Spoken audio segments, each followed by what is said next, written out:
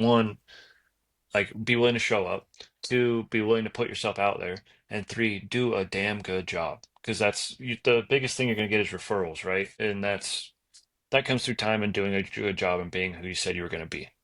Mm-hmm. So if you're just starting out and trying to get a relationship with builders, it's I think it goes back to our first question of one, it's helpful to have been in the industry because then they're going to know who you are. So if at work you're working for someone, but they know that you're the guy that takes care of things and does a quality job even while you're working for someone else, that's going to help you out a lot.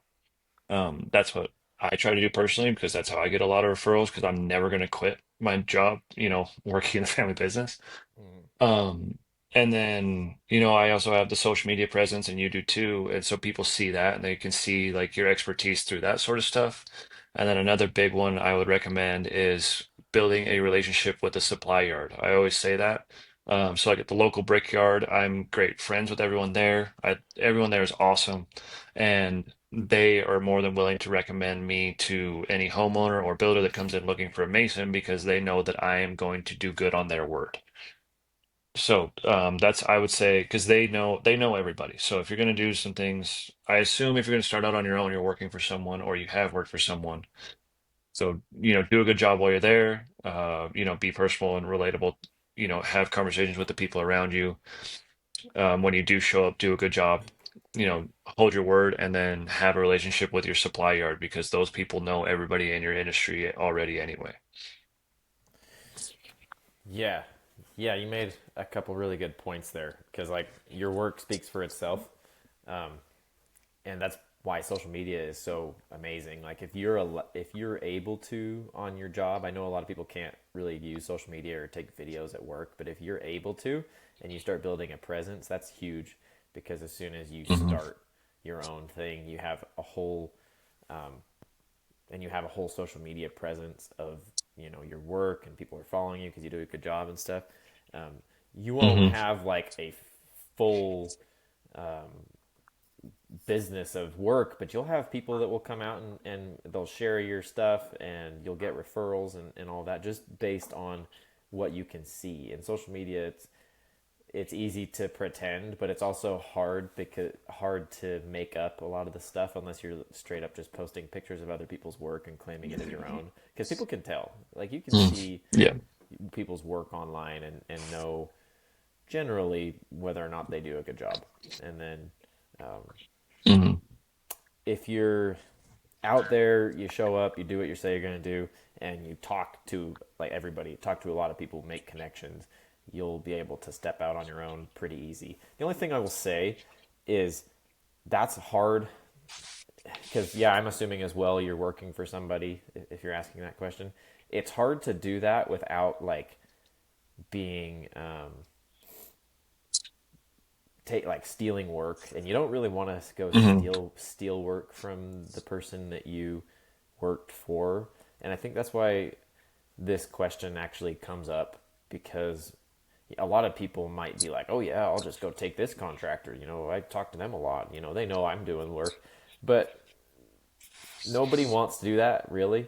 So it Hmm. makes it hard when all of your connections are through your employer because you can't just go and take all of their work. And most of the time it won't Hmm. happen anyways if you even if you do a good job, most of the time the relationship is built with your employer between the contractor and your employer, and so they're going to have a good relationship, and if you split off, they're just going to be like, well, good luck, see ya, you know Hmm. but they might have little projects to throw your way or refer you to other people or something. And maybe even if you leave on a good note, your previous employer will also send people your way because that could happen too Hmm. because they could be too busy to take stuff on. But like I think ensuring that you're not stepping on people's toes and ruining relationships when you leave is important. And the only way really to do that is to figure out how to make connections and build your presence like outside of your employment. So that Hmm. doesn't mean you have to go, you know, be friends with all the people that supply yards. You have to go talk to all the builders around there, especially like if you're in a neighborhood and there's a lot of different builders in there. Go make connections with them, you know, let them Hmm. know what you're doing or what you're thinking about doing. Make relationships with people that aren't just like who you work for your employer, because otherwise all you're going to Mhm. have is connections with people that have a commitment already, and you won't have any work that way. So, and that's always hard. Yeah, I think. So, Yeah, I was gonna say. I think. Yeah. I mean, the word we're looking for is networking. Do your part. If you wanna, because those builders. Go introduce yourself, shake your hand, leave a card, those sort of things. I guess another one. Back to my dad is. I know that back in the day, there's a local contractor here that used to do all the churches, and dad had the churches and the schools, and he needed something done at his house, like the CEO, right? Needed something done at his house, and my dad went to his house, fixed, did the repair or whatever, and then left. And I remember that guy was like, "Hey, you never sent me a bill." And he goes, "Oh, it's good, don't worry about it." I think my like that dude turned around, and my dad did like tons of churches and four different schools and all sorts of stuff just because of that.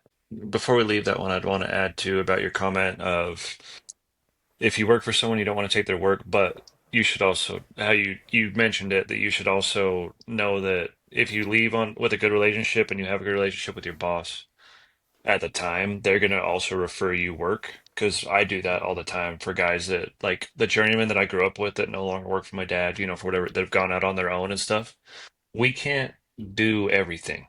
And we do, mostly commercial large scale projects. So, yep.